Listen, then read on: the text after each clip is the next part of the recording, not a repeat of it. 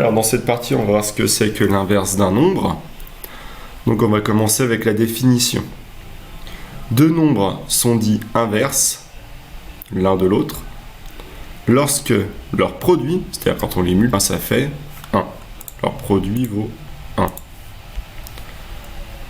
Par exemple, l'inverse de 1, c'est 1, car 1 fois 1 égale 1. L'inverse de 2, c'est, en classe, hein, c'est 0,5, car quand on fait 2 fois 0,5, ça fait 1.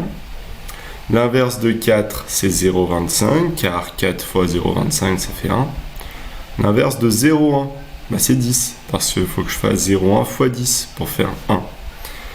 Et l'inverse de 3, il n'y a pas de nombre décimal comme ça aussi simple. Donc on va être obligé de dire que c'est 1 tiers. Pourquoi ? Quand je fais 3 fois 1 tiers, et ça me fait bien 1. On peut vérifier avec la calculette. Donc sinon c'est tout simplement 3 fois 1 tiers de l'unité, ça fait bien 1 par définition. Donc en reprenant ça, je me rends compte qu'en final, l'inverse de 2 c'est 0,5, mais je pourrais aussi dire que l'inverse de 2 c'est 1 demi. Donc j'ai bien égalité entre 0,5 et 1 demi. L'inverse de 4 ce serait bien 1 quart. Donc je peux aussi écrire que 0,25 c'est bien 1 quart. Vous voyez que en fait, pour écrire l'inverse d'un nombre, on peut tout simplement l'écrire 1 sur le nombre.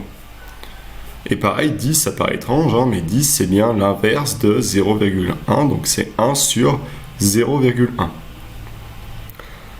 Maintenant, on peut prendre l'inverse d'une fraction. Et au fait, tout simplement, vous avez juste à inverser le numérateur et le dénominateur.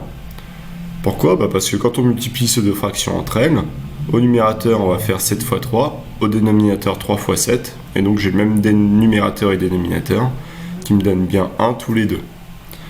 Voilà ce qu'il y a à recopier, et je vous ai fait un résumé des deux formules, si on veut dire, à apprendre par cœur. Et les deux formules assez simples à retenir, c'est que pour tout nombre A et B non nul, l'inverse de A c'est 1 sur A, et l'inverse de A sur B, c'est B sur A.